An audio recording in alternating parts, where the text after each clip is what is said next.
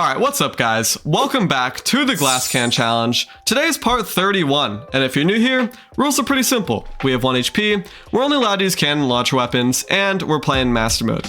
Yesterday, I somehow got the snowman cannon first try from an Ice Queen, so feeling absolutely blessed today, but I have a feeling our luck is going to kind of come to a halt here.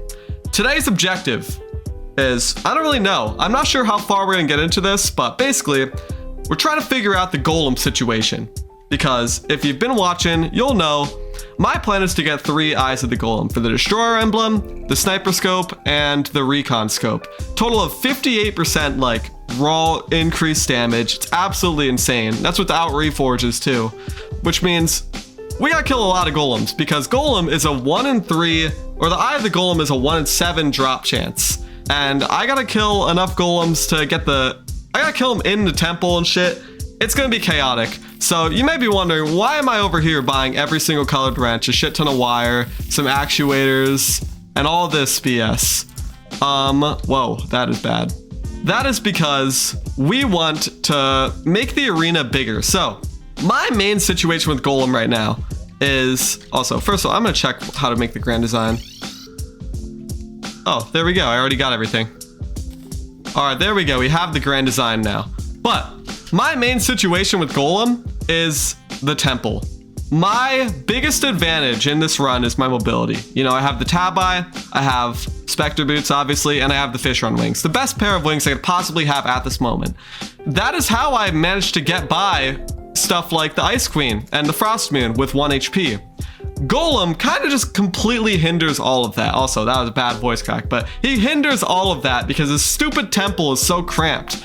Because we don't have the Pixel yet, and the Pixel is a 1 in 3 drop chance, which we're hoping to get as soon as possible, I have to fight Golem in that temple. And the only way to make that temple a little easier for me is to buy a ton of wire and a ton of actuators and forcefully widen it out.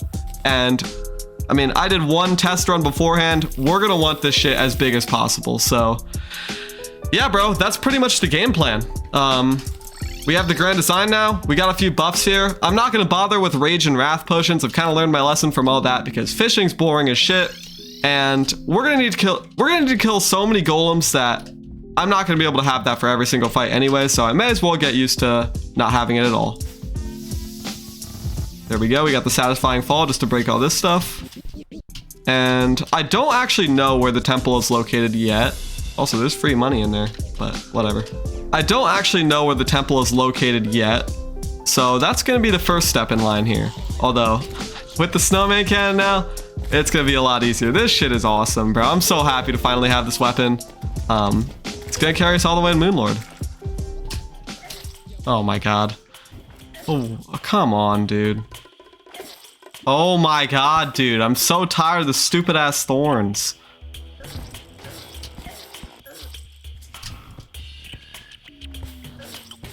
Where the fuck is this temple? Alright, there we go. Easily the worst 15 minutes of my entire life, but we finally found the goddamn temple. Alright, let's build a house out here. We're not gonna be able to build one inside, so we'll set our respawn point. God damn, bro. I'm never doing a 1 HP challenge again, bro. I'm sick of these goddamn thorns. The jungle is actually just hell. There we go. Spawn point is set. Now we're kind of in the clear. Although we still gotta make it through the temple. Yeah. Do I have my temple key on me? It's in my void bag. Sweet. There we go, man. We're gonna have to get real familiar with this guy because, as I mentioned before, even though, or even with, I have to build the goddamn actuated arena and expand things out. Also, we're gonna throw on this extendo grip, but I also have to set up a farm because there's no chance I get all the eyes of the golem I want without having a lizard power cell farm. So hopefully the plan here is gonna be gather as many of these as I can, get the Pixel as soon as possible from golem, move him to outside the arena, because even though he gets enraged when he's outside the underground jungle, like, he's still way easier to attack because he's not enclosed, if I can remember correctly. Maybe I'm wrong. Maybe it's easier to fight him down here. But worst comes to worst, I move him to the Plantera arena, and that should be free. Then we should just be able to farm him out. But before that, I gotta kill him in here. So I really want to make a big ass arena, as big as I can with the actuators we got. Snowman Cannon does genuinely just make things free. It's crazy, bro. We're so close. Yeah, I guess some of you may be wondering too, what else is kind of in motion here? Because I talked about the Empress of Light a bit. Am I still doing that or what? I think my plan has kind of shifted. Okay, I didn't see that pressure plate. What the hell? Come on. Anyways, what I was getting at, I don't really feel like fighting Empress of Light, and there's a few reasons for that.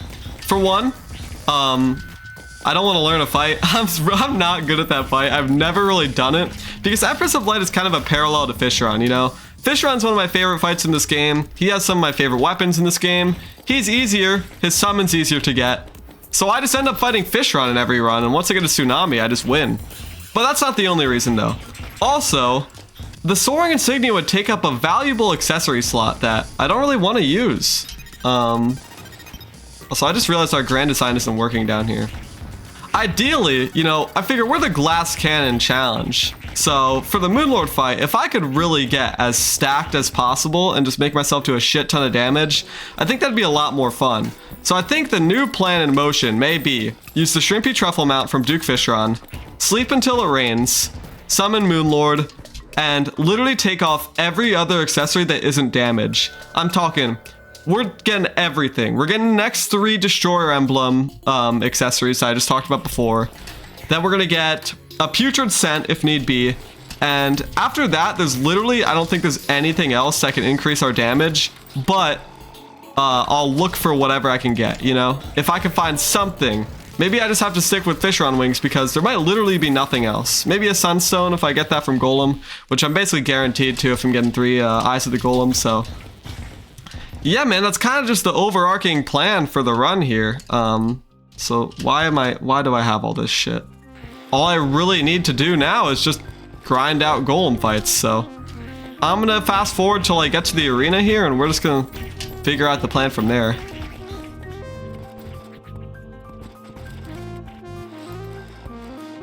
Alright, here we go. Moment of truth. How good is our room? I mean, we're gonna expand it no matter what, but just get up here.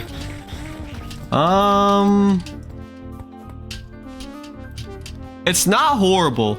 I think the plan is I'm gonna actuate all of this and then expand out this side a little more too. And if we get up there too, we'll really have a lot of room to work with. So it's gonna be a lot of actuation, but I think I can make it work. Anyways though, this is gonna take, oh, let's go. We got another power cell.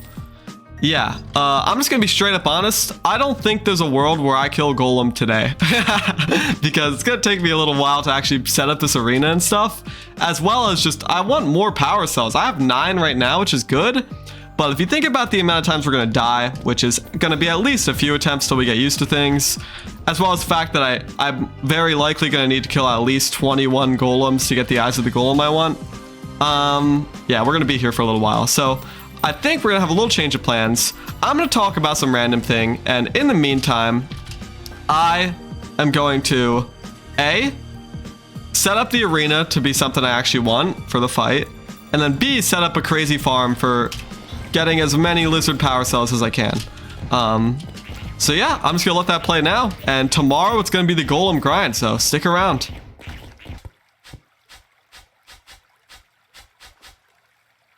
Oh, this is bad.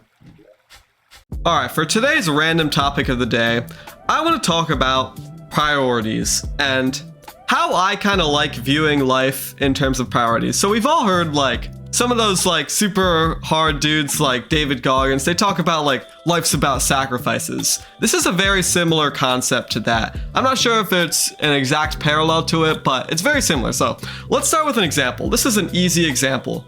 You get home from school, you know, it's 3 o'clock or whatever, you're home, and you have homework to do, but you decide to go to the gym first. Now, this isn't exact, I guess in some way of the word, you're prioritizing the gym over doing your homework, right? But doing something first isn't necessarily prioritizing to me. If you're gonna just end up doing the homework later on, because I shift things around in my life all the time. I try to really optimize like how I'm feeling, and like I try to optimize boring as shit stuff with like medium stuff and like fun chill time. So for example, like I like doing homework after I go to the gym because as we've talked about before, I always feel way better after I go to the gym than before I left. And if I start with doing homework, then I mean, I'm productive, and if I get that stuff done, I'm gonna feel a little better, but I just know sometimes it's hard to get started on homework when like, you know, like, oh, I gotta do all this homework, and then I gotta go to the gym, and then I gotta walk the dogs or whatever, like, you know what I mean? So I like kind of optimizing stuff and doing certain things at certain times and after certain things and stuff. Basically what I'm getting at is just doing something first isn't necessarily prioritizing it over something else. What I mean by this priority life view is, like, let's say you get home from school at 7 p.m. and you gotta be in bed by 9, and you don't have time to do a ton of stuff. You have a test tomorrow and you're like somewhat prepared for it, but all right, I gotta restart that. Let's say you get home from school at 7 p.m. and you gotta go to bed by 9, right? You have a test tomorrow and you're somewhat confident with that material, but you could easily be more confident if you study. If you get home and you decide to go to the gym, or you decide to just chill out and hang out on your phone and stuff, which is also a totally valid thing, which I'll get to, that means you're prioritizing chilling or going to the gym over being confident on that test material. And you really just gotta balance what you care about truly. It's not that you don't necessarily know anything about the test. Like, you could still bag at least an 85 or a 100 if you're lucky. Maybe the test isn't as bad as you're expecting, but you're prioritizing going to the gym over feeling 100% confident about that test. That's kind of what I mean by priorities. And this stuff does get really interesting when you start thinking about not just like actual like important shit, but also what people would consider not important, like just chilling, like chill time, just going on your phone, maybe watching a show for an hour and stuff. I believe that is valid. You know, in my opinion, life's all about being happy. The goal in life is being happy. Anybody who says, there's some cornballs out there who are like, life's about providing for your family. It doesn't matter if men are happy. I don't have to be happy. Dude, shut your corny ass up. Like, the whole reason people talk about that in the first place is because like providing for a family and stuff is, I'm sure that makes you pretty damn happy. Obviously I'm only 20 years old, so I don't have anecdotal evidence to back that up, but this is just how the world works. I don't think anyone would argue with that. Life's about being happy, man. And if you're grinding all day and only thinking about the future, you're not really going to be that happy in the present. And then you really start to wonder what's the point if you're not having fun with it. So it's important to have a balance. You know, I'm all about the grind and trying to like set myself up as trying to do the most with my potential, you know, maximize my potential. I'm gonna be great in whatever I decide to do. But I also make sure to have some chill time. So at night, for example, I've been prioritizing just chilling on Minecraft with my friends. It's been a lot of fun. We just play. It's like once it hits like 7 p.m., I'll just hop on Minecraft for a bit and then I go to bed shortly after. I could just be grinding more. I could be doing some pull-ups if I wanted to, just some dumb shit like that. Or I could just be working on more videos and stuff, but I don't want to. I enjoy that chill Minecraft time, makes me happy. And when you're happy, you're definitely more motivated to work on stuff and you get out better stuff, especially in something like YouTube, which is all about being creative. I always feel like, because I've had the times where I just slave away and do nothing but work on videos because it's the only thing I have time for. It sucks ass. And I'm glad I've been through that stuff because it's kind of, you learn from those experiences. But yeah, dude, I feel like you've got to find a balance between happiness and getting stuff done. So yeah, I don't think I did the best job at explaining that concept. But basically, man, everything you do is a priority. It's not that you don't have time for certain things. It's that you're prioritizing other things over the things you maybe want to do. I feel like I can squeeze more out of this. Let's say you get home and you're like, dude, I don't have time to lift. Like, I went to school all day. Like, let's say you're in high school. I went to school all day. I woke up. First thing I do, go to school, get home. It's like 3 o'clock. I have homework. And then, like, I want to chill with my friends. Like, I don't want to do all that. And I got to eat. And I got to walk the dogs. That person is prioritizing certain things over others. Because when you get home at 3, let's say you go to bed at a generous 9 p.m. Very generous. Most people would go to bed way later in high school. You have 6 hours there. I know damn well you don't have 6 hours of homework in high school. It's like you maybe on a bad day have an hour of homework, as long as you don't procrastinate everything and hold off an essay to the very end. So very likely a lot of people will just go home and sit on their phones and stuff, and they sit on their phones a lot longer than they think they do. And I'm no what's the word? I do that too, bruh. I sometimes will sit on my phone forever. I'm not perfect at all, but I think I like to acknowledge it because I try to stray away from that, but sometimes you need that necessary chill time. But a lot of times it's just a crash out and your brain just wants to stay away from anything hard. So what I'm trying to get at is, if you go home and you say you're super busy and then you have 3 hours where you're just playing video games and sitting on your phone, that's not necessarily a bad thing, but you know, if you're saying you're too busy to lift or something, for example, and you do that, like, bro, lock in. You want your goals, you want to get jacked or something, like, you can take away an hour of playing video games and get jacked and feel great about yourself, dude. You don't even have to do it 7 days a week. You can do it 4 days a week and be fine. 4 days a week, an hour in the gym is more than enough to reach your body goals, at least reasonably. So yeah, dude, I'm totally rambling on here, so I'm going to call it here, but I hope someone was able to draw something from this. I really enjoy these random talks. I think I mentioned this before, but I'm going to start making dedicated videos to stuff like this after the glass can challenge is done. Just to experiment around a bit, because I know some people like these, and I know some people only care about the Terraria, so yeah, bro, that's what's up. Hope you took something useful from that. Tomorrow is the golem grind. Currently, I just gotta build this big ass arena. I haven't done that yet, but yeah, bro. Thank you so much for watching, and I will see you all tomorrow. Peace.